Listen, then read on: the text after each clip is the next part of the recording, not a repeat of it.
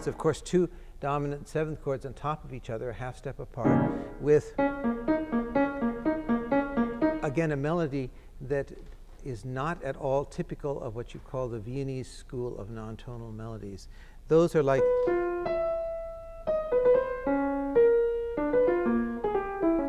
non-memorable. That's all I can say about them. They're just not memorable.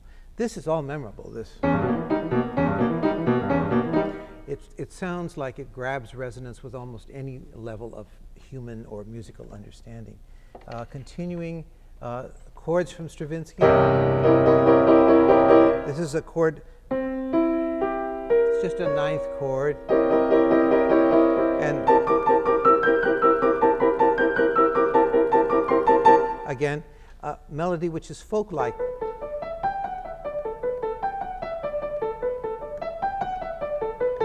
And just repeats the same 6 or 7 notes over and over again. Again, it's easy to remember it, even if you don't grab the notes that are the accompaniment notes. And I'm at this point going to add some other notes. Supposing Stravinsky wrote something else. We have this. And he wrote, let's change it to, or let's change it to.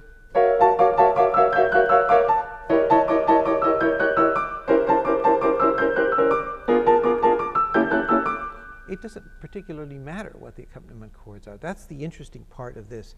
Now, given that, let's find a classical tune which is completely harmonic, and then add the so-called wrong notes that Stravinsky found. So,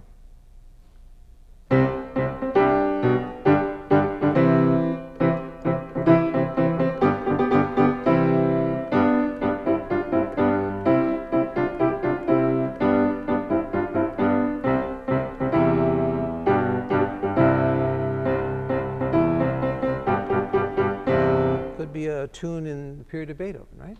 Okay, now let's add the other notes.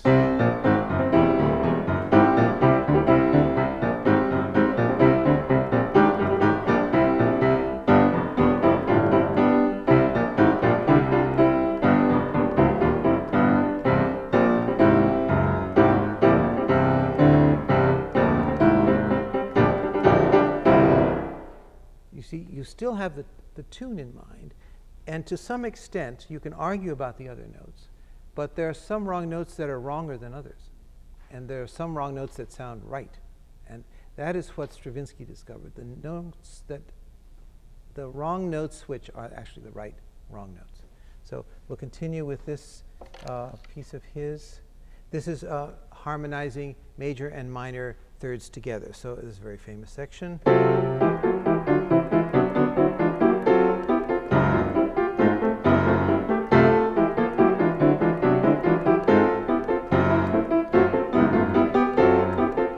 So that is simply taking a harmonization and harmonizing it this way.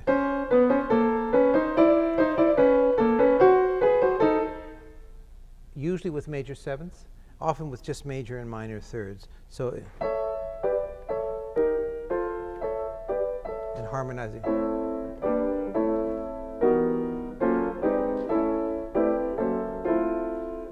Major thirds against minor thirds. It's again a flavor that Stravinsky found. There's so much that he had to offer as far as what could come after it. It's pathetic that people have not taken all of this possibility. Another one is ostinato basses, like a passacaglia.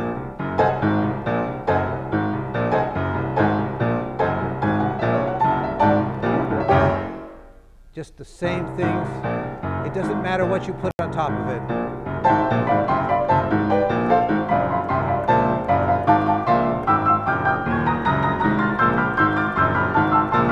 Still has that kind of power that having an ostinato bass with wrong dissonances against it has. It just does have that kind of power, and of course it's in his piece.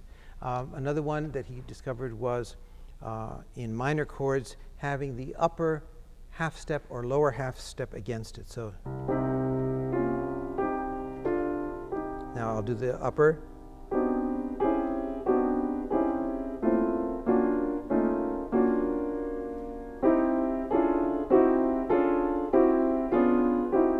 So he found in the second part of the right spring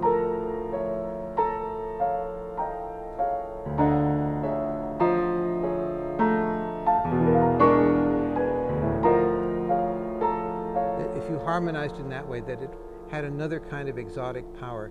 I use the term exotic because this is all from folk music tradition. And he got all of these folk tunes, or most of them, from Stravinsky's book of 100 folk tunes. Very hard to find in public libraries now. I think it's only in Russian. But anyway, that's where all of this comes from. So Stravinsky offered all of these futural possibilities. And another one is single chord.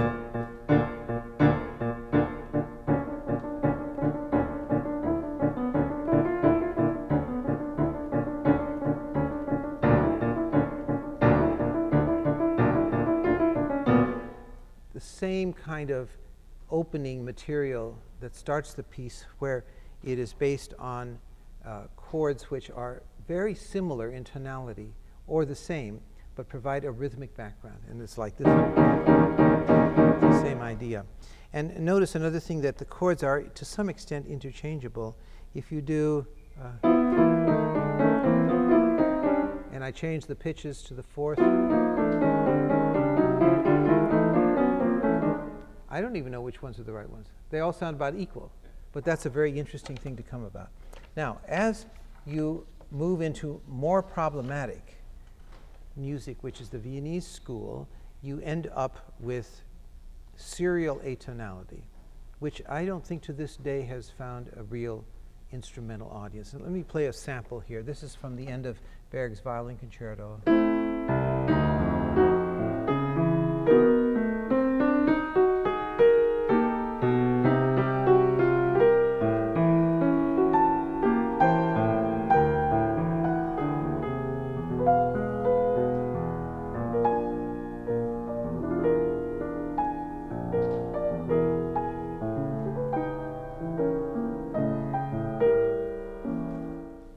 The section that most grabs me is the ending, this. And I'll tell you why in a minute. Because he goes back to tonality. He's doing this, which Stravinsky does, and which, let me see if Tchaikovsky does. It's tritone jumping from one tritone to the other. So I don't think you can escape tonality with serial atonality or with the next step, which is truly excruciating. This is where everything is prepared. Every aspect of the piece is prepared. The rows are prepared for the notes. The pitches, in other words, all A's will occur there or there, whatever. The rhythms are all from a series of rhythms like, you know, half note, 4/16, etc. And it's usually in one level. The dynamics are also prepared in advance. And I used to teach a class in this at Juilliard. Here's what it sounds like.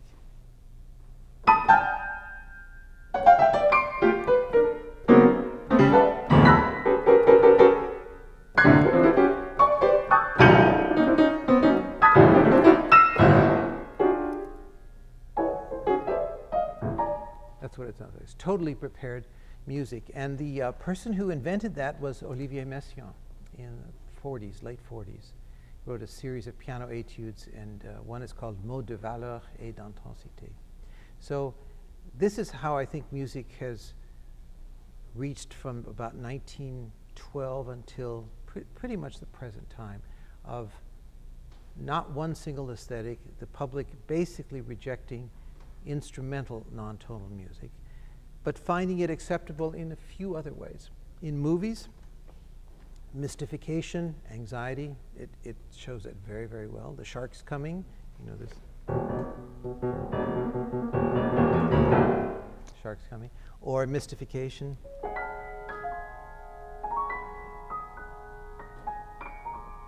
Not knowing what to do. What should I do? And in stage works where you don't really worry about remembering the melody. Of course, Berg's Wozzeck is the best example of that. Exciting stage work which has a kind of background which people don't remember much about the music, but it went very well with the stage stuff.